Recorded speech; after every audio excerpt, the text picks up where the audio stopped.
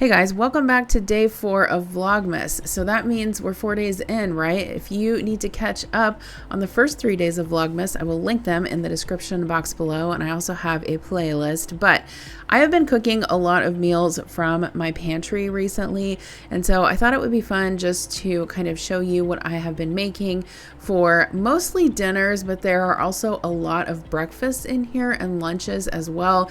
You guys know I love to cook homemade breakfast on the weekend. So without further ado, let's get started on these super delicious meals.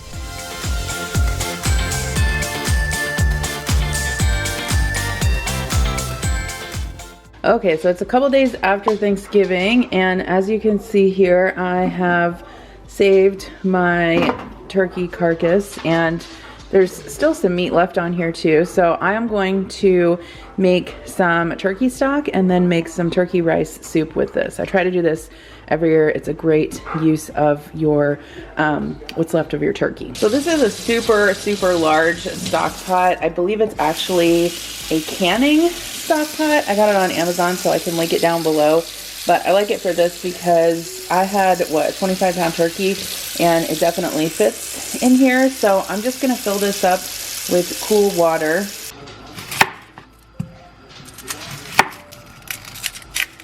To the water, I'm going to add some onions for a little bit of extra flavor.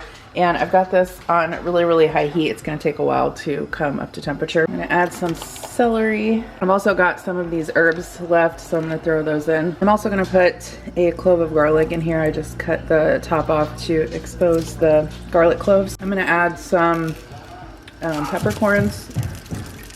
I'm going to add quite a bit of salt, maybe a couple tablespoons. I may have to add more, we'll see. Okay, so this has cooked for probably about 90 minutes. I'm gonna try and remove most of the solid pieces and put them in this roasting pan here. All right, so I went ahead and strained the stock into this other pan just with a regular strainer. And I'm going to put this out in my garage refrigerator overnight so that the fat can rise to the top and harden. That way I can scrape it off and I'll make the rest of the soup tomorrow. This is how much turkey I was able to pick off of that. About 3 cups because this is a 4-cup container. So quite a bit actually. So normally after Thanksgiving, I make turkey rice soup, but I'm actually going to make turkey noodle soup today. I was planning on making chicken noodle soup for dinner, and then I thought I already have basically all the stuff to make turkey noodle soup, so why don't I just do that? So in my pot here, I'm using a much larger pot than I need, but I'm gonna finely chop just a small onion. You can basically put any veggies you want in this. I'm just putting some onions in here for flavor. I'm gonna do some celery, some carrots, and some garlic. Normally when I make turkey rice soup, I'll put other vegetables in there like corn and green beans. And I may still make some of that because chances are I'm still gonna have a ton of chicken stock left. Pretty sure I just said chicken stock, but I meant turkey stock. You know what I mean. Okay, hot take, but I always think that baby carrots, even though they are smaller, take less time to cut up because you don't have to peel them. But if you want to use regular carrots, you can do that too. In the bottom of this pot, I've just got some butter and some olive oil. Okay, I'm not gonna put too much celery in there. I really like getting in this celery from Walmart because it's already washed. So normally I'll just like cut the ends off if they're like a little bit discolored. And then I always like to cut my celery lengthwise before I dice it, just because I like it in smaller chunks. All right, so this is the turkey stock, and it has chilled, obviously, in the refrigerator. I really like doing this and making it ahead of time because it obviously makes it super easy to skim off the fat. And then we'll use obviously as much as we need of this for the soup, and then I can freeze the rest. Now that I have let this saute a little bit, I'm gonna add some garlic. Whoops. I wanted to wait and add it so it doesn't burn. Okay, so now what I'm gonna do is pour in some of the turkey stock.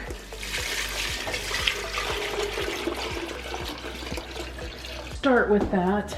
This is the turkey, obviously, that I have left. I'm not gonna add this quite yet, because obviously it's already cooked through. So I'm just gonna leave this over medium, high heat, let it come up to a boil, and I'll simmer it until, well, no, I'll actually bring it up to a boil. Once it's boiling, then I'll add the noodles, and the vegetables will finish cooking with the noodles. All right, so this is boiling now, so I'm gonna go ahead and add the noodles. The noodles have about 3 minutes left, so I'm gonna go ahead and add the turkey. Ooh. Okay, so I just added a little bit more broth, and this is done. One tip I have is to add a little bit of lemon juice to like chicken noodle soup or turkey noodle soup when it's done cooking. It just kind of, I don't know, brightens the flavor a little bit. I added about a tablespoon of salt, and this is done. Okay, so I got this loaf of sourdough from the grocery store the other day, and I want to use it up, so I'm gonna make Adam a grilled ham and cheese to go with his soup. So I just have some Dijon mustard that I spread on the bread here. I'm just gonna add some Swiss cheese and some ham. I'm totally out of butter, so I'm gonna use this butter spray, which it'll work just fine.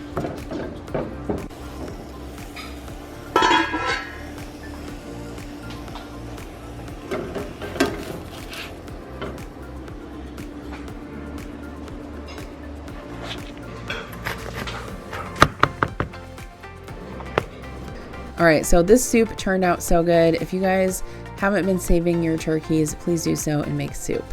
All right, it's Sunday, so I thought I would make a nice breakfast this morning. So this is a recipe out of my cookbook, which is called the Essential Pantry Cookbook. You can find it on Amazon. I always have it linked in the description box below. But this is chilaquiles, and basically it's fried tortilla chips, and you put like a tomato sauce broth type of thing over it with eggs, and I'm gonna make some bacon on the side. I've also got my bacon here out on a sheet tray. This is just lined with parchment paper. I'm gonna put this in a 425-degree oven for about 20 minutes. So I'm gonna cut my tortillas into 6 slices each. So you just cut them in half and then cut them into little wedges like this. So recently I got a new knife. It's from Nakano. I really recommend it. It's an awesome quality knife. I also have a coupon code, so I will link that in the description box below. All right, so I've just got a shallow layer of vegetable oil in this skillet, and I'm just gonna put my tortilla chips in there and fry them up until they are golden brown. It doesn't take long at all, and then I've got a paper towel lined plate over here just to drain them on. I would say probably about, I don't know, medium-high heat. Okay, so after these come out of the oil, you just want to make sure you salt them right away while they're still hot. So to make the broth for the chilaquiles, you will need half of a yellow onion. There are also some diced tomatoes in there, some garlic, and some seasonings. And basically you can puree this in a food processor or a blender. I think typically I use a blender. I'm not sure why I decided to use my food processor this weekend.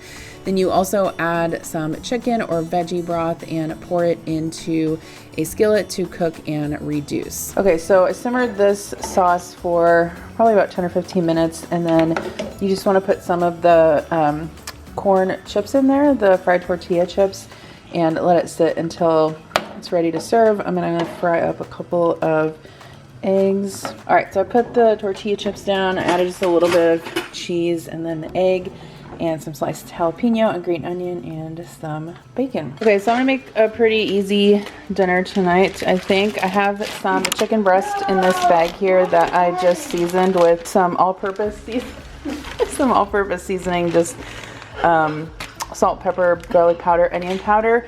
I'm gonna make some chicken to go with some Alfredo and some penne, and I've got some garlic bread. I've got salad in the fridge. So I've got my water boiling here for the pasta. I'm just gonna heat this up for the chicken.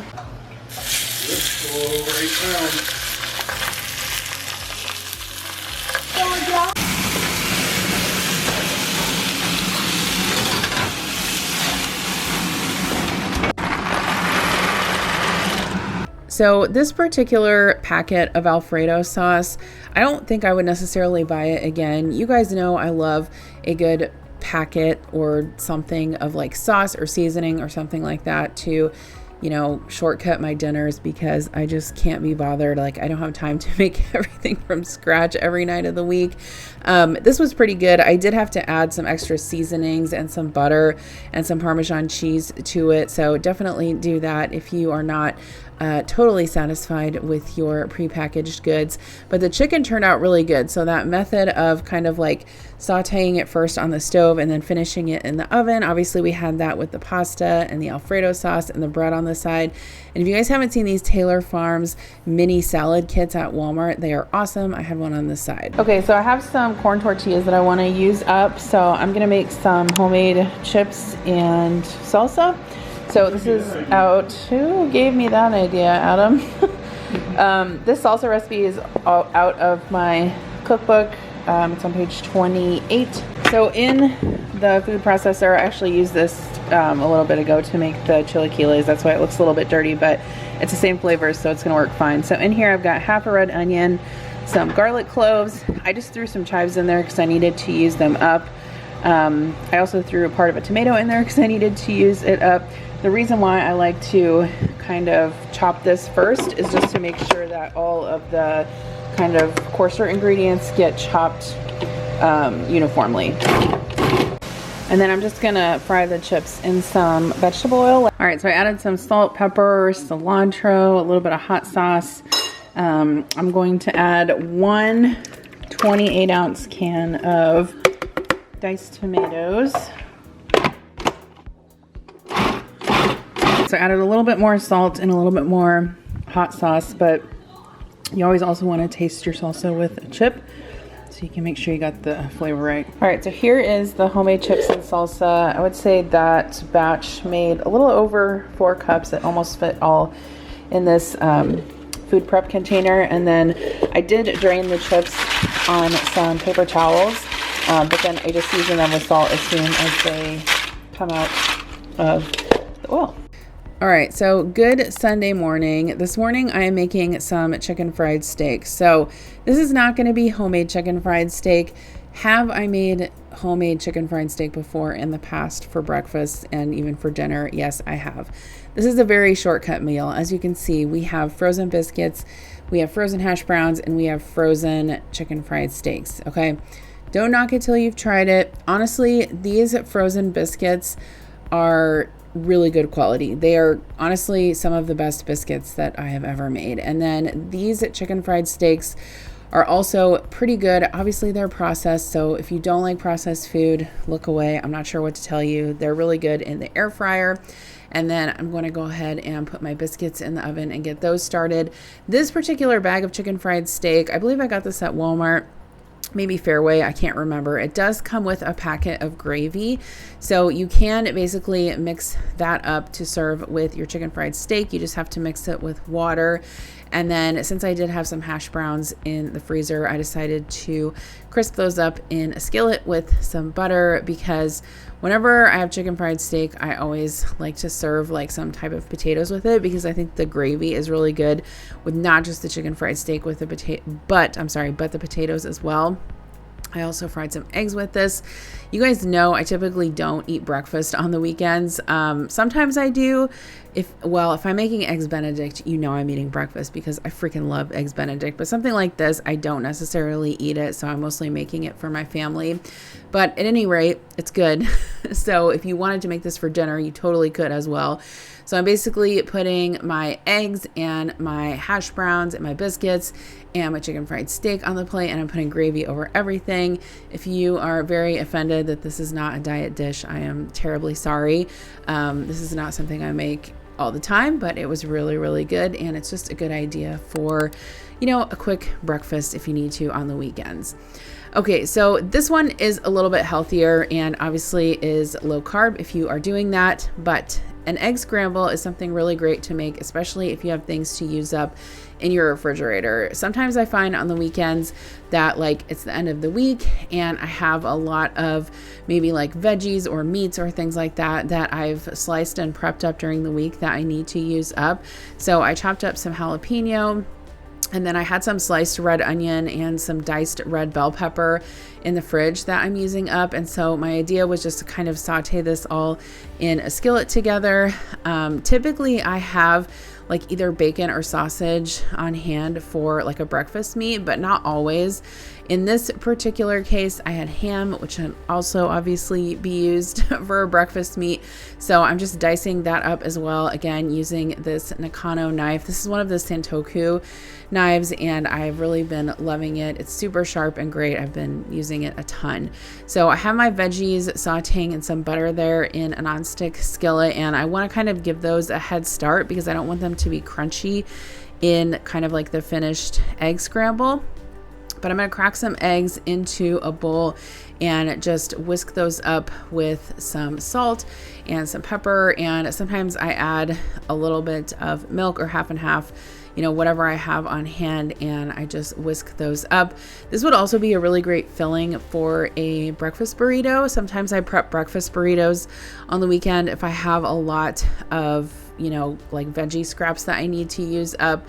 But today I was just making kind of a scramble for Adam in the morning on the weekends. So I'll normally cook him breakfast.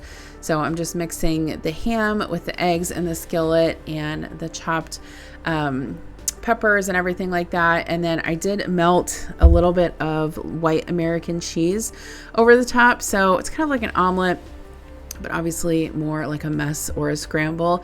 And then I put a few pieces of toast on the side, and that was breakfast on this particular weekend morning. Okay, so next up, I'm going to make some potato soup. So I ended up making this on a weekend, and I thought it was just something that I could make where I basically had all of the ingredients on hand. And I went ahead and chopped up an onion. I added some butter to my big pot, along with some olive oil just to keep the butter from burning. This particular recipe, I kind of improvised a little bit, but this, or a similar potato soup recipe is in my cookbook if you have it. If you don't have it, like I said before, I'll link it down below. I have really been cooking a lot from my cookbook in the last couple weeks just because there's so many, obviously, you know, pantry meals, hence the title of the cookbook in there. So if you're wanting to kind of use up some of what you have in your freezer and pantry, you know, as you're leading up to the holidays, this is a great way to do that. So I'm sauteing my carrot and my onion in some butter, and then next I need to chop up my potatoes. So I like to cut these fairly small because I just want to make sure that obviously as you're eating the potato soup, you don't have super large chunks of potato in there as you're kind of trying to eat it with your spoon. Normally what I like to do for potato soup is I like to thicken it with instant potato flakes, which I know that sounds weird, but it's actually a great way to thicken your potato soup. I didn't have any on hand, so I did go ahead and make it work without that. But I had some garlic, so I went ahead and added that. I added about 8 cups of water along with some chicken bouillon. And then that's basically how you cook your potatoes, is in chicken broth. I always keep chicken bouillon on hand, but if you have like canned or boxed chicken broth, you can do that as well. Once the potatoes are done cooking in the broth, that's when you want to add your milk. I had some cream on hand left over from Thanksgiving that I needed to use up before it expired. So I went ahead and added that. And what I did instead to kind of thicken the soup was I mashed up some of the potatoes a little bit. That didn't take care of all of the thickening that I needed, but it did help a little bit. So what I ended up doing was I ended up whisking some sour cream with some milk and a little bit of cornstarch, and then I heated the soup back up and added that, and that actually helped it thicken quite a bit. I just felt like it was too thin for my liking. Some people like thin potato soup, but I actually like it a little bit thicker. So at this point, you just want to taste it. Obviously, you can add salt, pepper, you know, whatever you'd like. And then we typically serve this with some cheese and some crackers. And I always put green onion on the top if I have any. And then we had this with ham sandwiches. So we had some ham left over from Thanksgiving and just put that on some bread, and that was a really good dinner. Happy Wednesday. It's actually lunchtime now, but I want to tell you what I have for breakfast. So have you guys tried these Verb caffeinated energy bars? They're so good. I feel like I've talked about them before, but it's been a while. I got the peanut butter ones and I just tried them this morning. So good. They actually have caffeine in them, so I like them for like an afternoon pick-me-up also. I'll probably try one of the birthday cake ones this afternoon. Those are like in partnership with Sean Johnson. But if you want to try these out, I do have a discount code, so I'll link them down below in case you're wondering. They're 110 calories, vegan, gluten-free, no sugar alcohols. So I've tried also the s'mores ones are really good. The red velvet cake, hot fudge sundae is good. But I really like these peanut butter crunch ones if you like peanut butter, and I can't wait to try the birthday cake ones. But anyway, I also am having another factor meal for lunch today. This is a jalapeno chicken breast. I put some cilantro and some sour cream on it, and I just got cauliflower rice on the side. So this is definitely one of my favorite factor meals that I always get when I order their boxes. If you guys haven't tried them yet, I have a huge discount. It's like half off of your first box. So I'll leave that link down below. Definitely check it out if you haven't yet. Okay, so next up, I am going to make some homemade biscuits and gravy. This was on another weekend.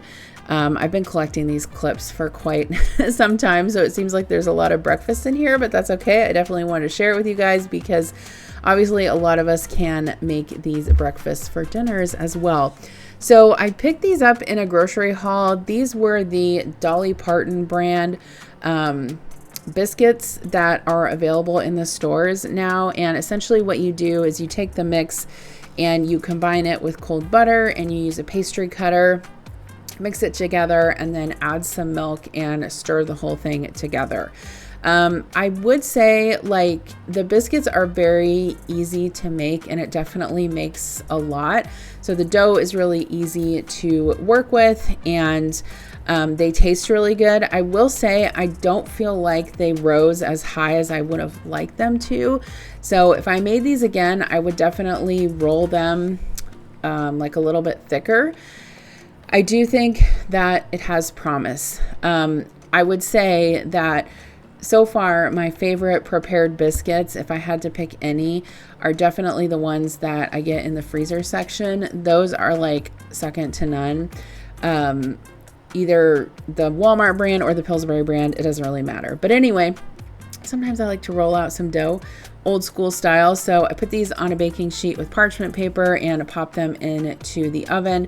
And then I am going to make some homemade gravy. So I'm going to go ahead and get some butter melting in a pan.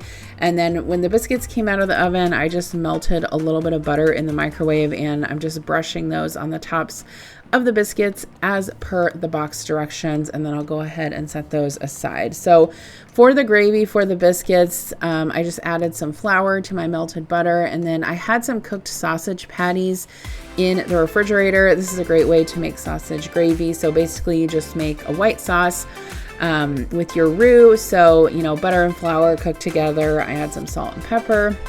Lots of black pepper, especially if you're making sausage gravy. And then you can add your cut up sausage to that. Adam always likes eggs with it, so I cook some eggs on the side. I actually do really like biscuits and gravy.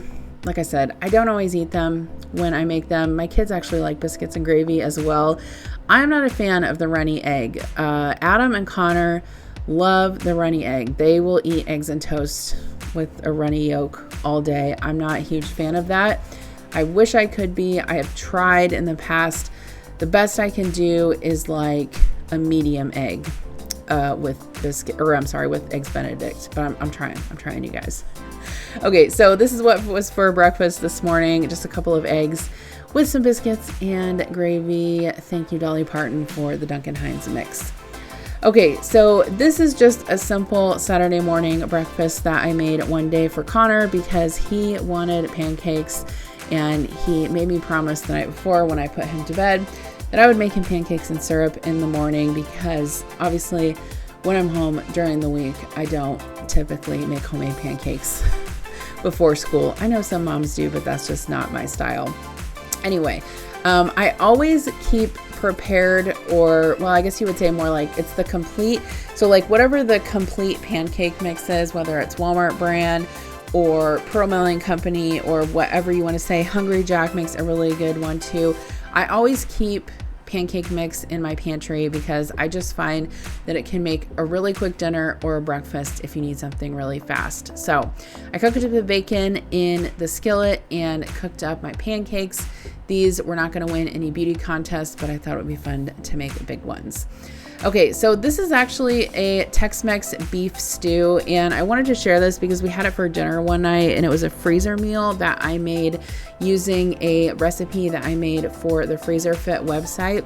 So I've talked about that before, but I have hundreds of recipes over there in the membership. If you guys haven't tried that out yet, definitely consider taking the free cooking class that I have linked in my description box below, and you can find out all about Freezer Fit. But thank you guys for joining me for another day of Vlogmas.